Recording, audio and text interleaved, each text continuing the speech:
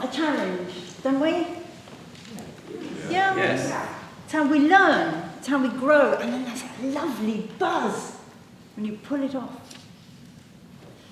But do you always know, when you take on the challenge, what you're letting yourself in for?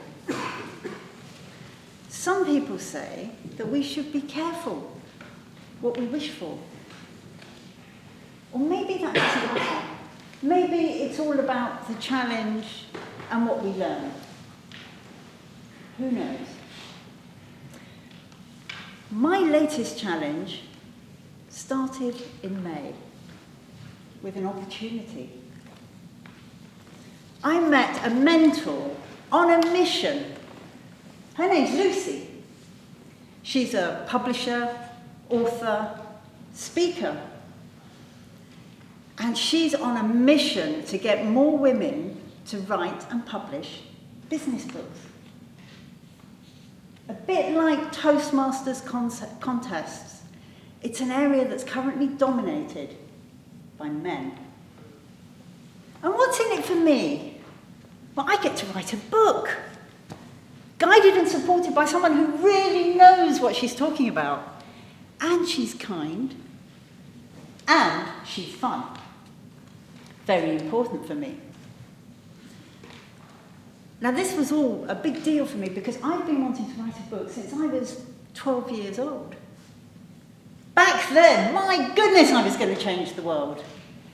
The outline for my book, it was all about politics, economics, education, religion. I was going to change everything. And my mum managed to persuade me that maybe you should wait a bit, darling, until you have a little bit more life experience to bring to your book. So nearly 50 years later, here I am, back on the case. And this time, my book is about public speaking. Marginally less ambitious, I hear you say. But still potentially life-changing, public speaking. A little bit more focused. And maybe something I know a little bit more about. So great, I get to write a book. But there's something in this, be careful what you wish for. Because then some very peculiar things started to happen. First came Obsessive Lynn. It reminded me of when we were young. A new love came calling. And we were obsessed with this new love object, to the exclusion of virtually everything, including our existing friends. This time it wasn't young love, it was the book. The obsession was there. Friends were saying, Lynn, come and stay for a few days. I don't really think I can. You know, it's the book. Lunch? No, there's too much to do. Deadlines, I have to keep focused. Toastmasters?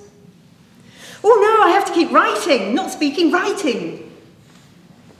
I was in a state of total panic. It was overwhelming, this big picture view. I just couldn't work out how to get everything done in this tight deadline. And in the end, I printed off a page of my calendar, week view, and broke it all down into hourly segments. And for each hour, I put in a goal. And then I looked at it and I thought, do you know what, Lynn? There is time. Just.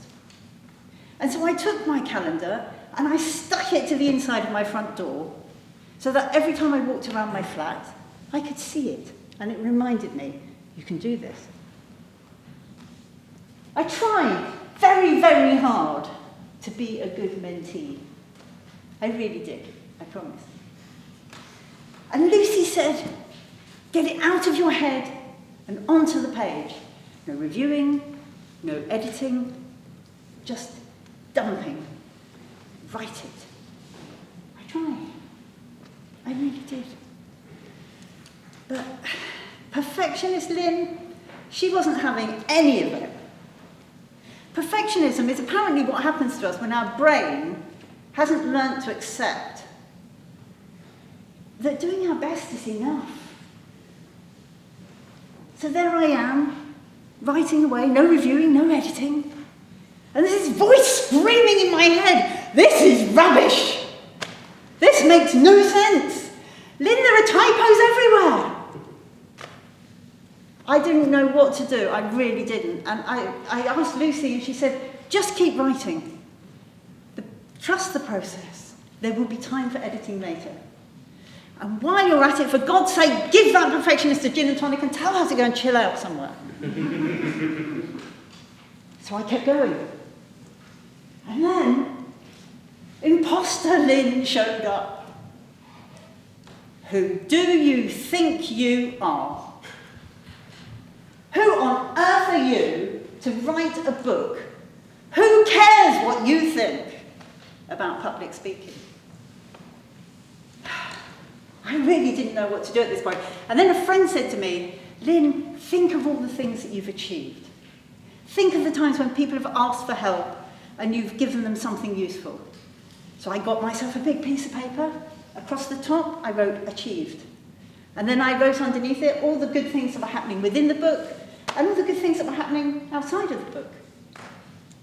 And then I realised, this is okay. I can do this. So I'd like us to think about worthwhile challenges. They're hard. But don't let your anxieties or your vulnerabilities get in the way. Keep going. I don't regret for 1 second following my wish. And now I have a book. Lucy has a book written by a woman. My friends are still talking to me, and I have 3 new friends. The massively reformed Obsessive Lynn, Perfectionist Lynn, and Impostor Lynn. What a very peculiar summer.